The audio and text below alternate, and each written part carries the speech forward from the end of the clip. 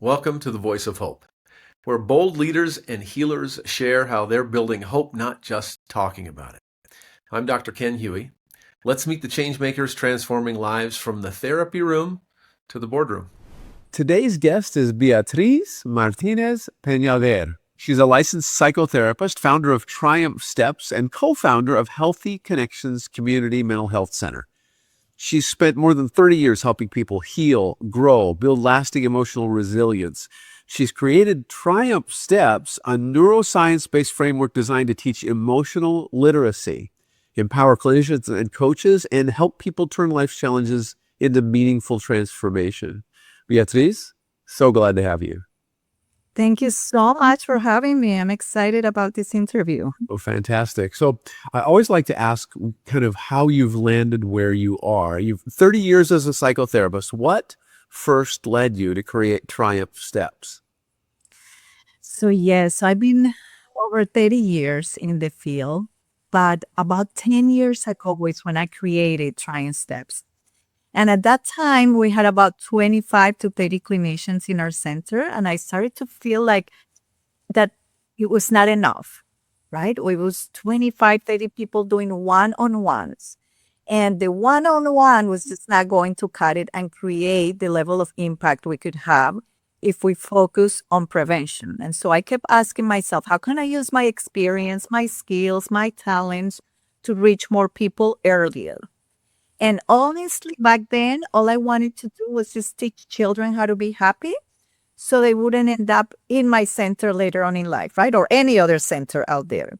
I always say that happiness is a skill that can be learned. And I just wanted every child to know the ABCs to be happy. And that's how basically Triumph Steps started. Wow. You often say, Beatriz, that not everyone needs therapy, but everyone needs emotional literacy. Talk to us about that. Explain. I am a big proponent of that phrase. Therapy is essential for those experiencing real clinical symptoms like depression, anxiety, or trauma. But that's actually a very small percentage of the population. Even though we think that it's much greater, that's a small percentage. But most people don't meet criteria for clinical diagnosis. They just feel maybe stuck in life. They feel overwhelmed with something that they're going through, unfulfilled. They have dreams. They want more for their lives, but they just don't know how to get there, right? They don't have the tools really to guide them to get there. And that's where emotional literacy comes in. Emotional literacy is the ability to understand your emotions, recognize that thoughts have something to do with how you feel, how you act, and the results in your life. So that's a skill. And just like we teach reading and writing, we should be teaching emotional literacy to everyone. So we learn how to navigate basically our inner world. In your work, what are some of the most important emotional skills people need in order to heal and grow? So I'm very psychoeducational, and that's why I wear more my coaching hat now than the psychotherapist. And so one of the core things I teach is that thoughts lead to feelings, right? We think and then we kind of feel something. Those feelings lead to actions, and then those actions give us results in our lives. So most people think their feelings just happen to them, right? Or just get a thought of this. We just feel that way because we're Italian or we're Colombian and we just hot blooded or whatever. But when we begin to understand that our feelings are actually coming from our thoughts, then everything begins to change, because then a thought is something that we can observe and change, right? So one of the most important emotional skills is simply learning to notice what we're noticing. I always tell people, just begin to notice what you're noticing, and then becoming aware of that internal dialogue without immediately reacting to it. It's one of those first stages right there.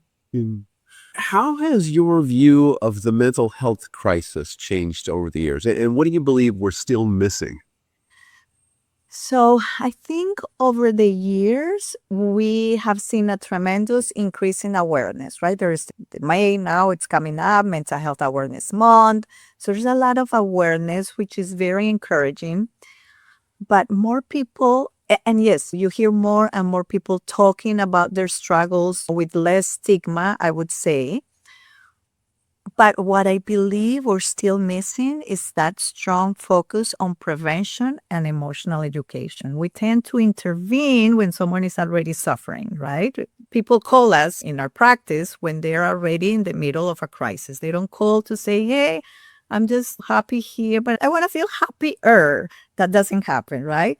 So they come in when they're very anxious, when the depression has taken over, the crisis has already basically taken a hold of their lives. And while that support is essential, it's still reactive, right? So I really feel very strongly that what we're missing is teaching people the skills before they get there. So my hope is that we begin integrating emotional literacy just much earlier so people understand how to navigate those thoughts, those emotions, and to basically come up with different choices so they're not waiting for that breaking point. Yeah. I think maybe you've answered this, but you started Triumph Steps as a school program. Why emotional literacy in schools? Well, so back then, my daughter was very young, right? And I would always tell her, like when I would go drop her off at school every single morning, I would say a phrase to her. I would say, hey, Sophie, remember that thoughts become things, keep them beautiful.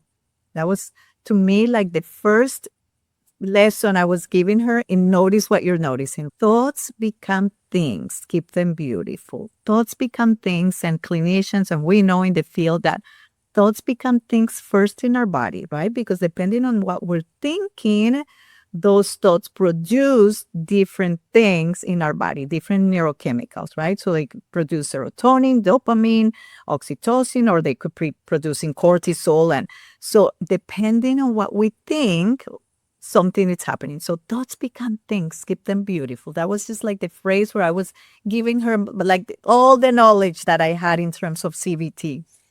And I knew that I would drop her off and they would learn, she would be learning math and science and language arts, but I wasn't sure how much she would be learning about emotional literacy. And that realization really stayed with me because I felt like, okay, we can start here really early with these children. And then my inspiration just came just bigger and bigger. Whatever I was doing with her and whatever I was teaching her, I wanted that to be basically out there for a lot more children.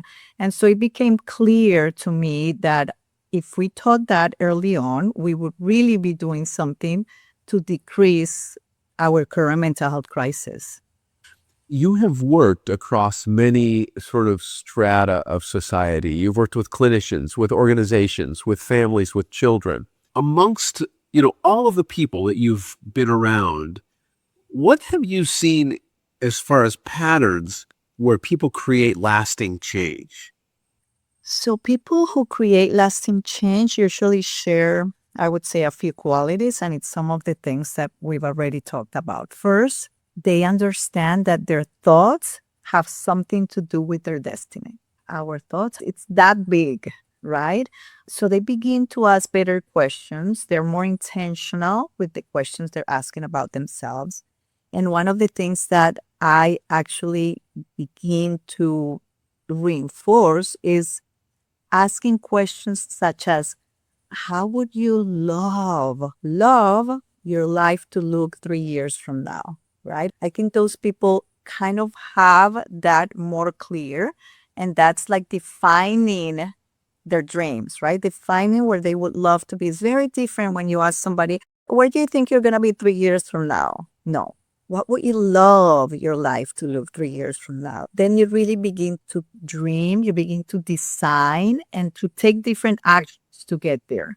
So they begin to make decisions to move closer in the direction of their dream. And I think that's something that I would say it's the common denominator for these people. Yeah. Beatriz, you say frequently that happiness is a skill that can be learned. What does that look like?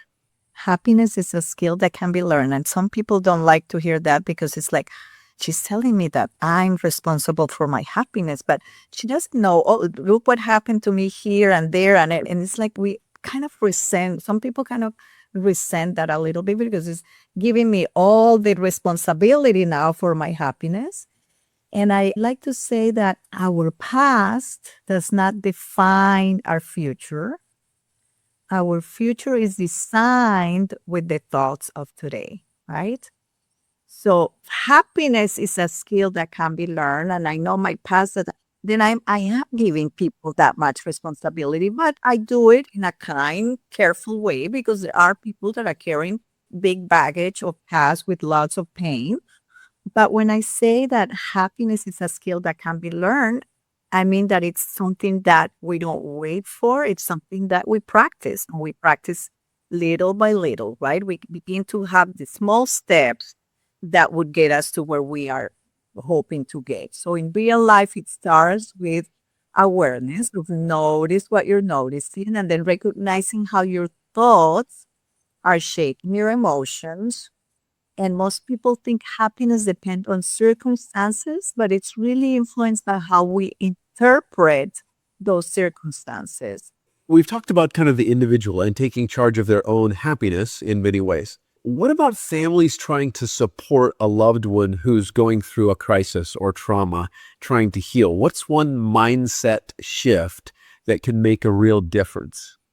You know that one of the things that we really try to do is to have the family really involved, right? Because that support is going to be something that's really, really helpful in helping the person. So we educate the whole family on the principles of triumph steps. So we're all speaking the same language. We give them people like a clear structure and the 8 steps of the framework that guides them through the coping.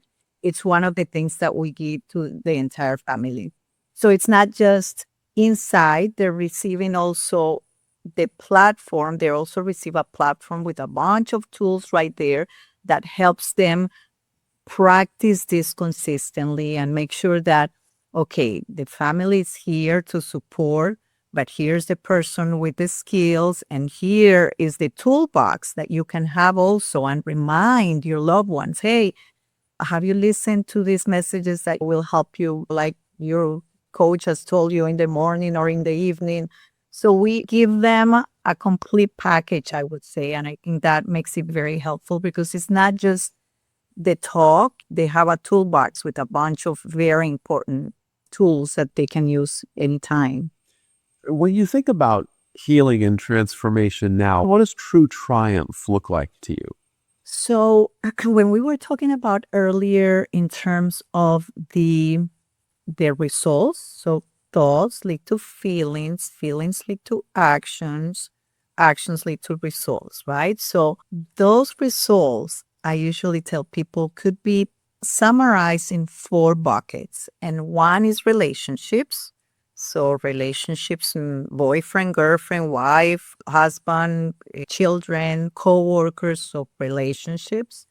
The other one is health and well-being. And health and well-being also includes physical health, emotional health, spiritual health. Then we have vocation, and then we have time and financial freedom. And true triumph includes all those 4 domains.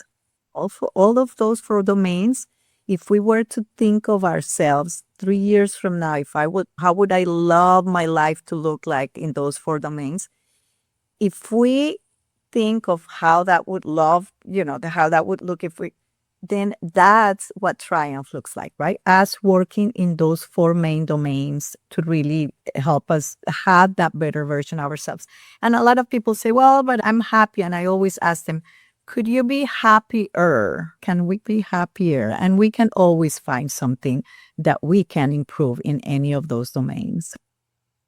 So Beatriz, you do some very important work helping people see the world with less of a victim lens, which I appreciate very much. That's a big thing to me. People are going to see this. They're going to want to know more about you. How would they find out about you? Point them in a direction. So I have 2 websites. One is my name, BeatrizMartinez.org, and they can just find the contact information there. But then I also have the other one, which is Triumph Steps, which is the framework. And so we have BeatrizMartinez.org or TriumphSteps.com.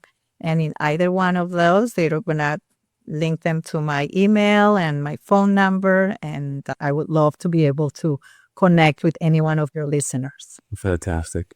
Beatriz, spending some time with us and outlining what it looks like to go from having a hard time, wanting happiness and moving toward it.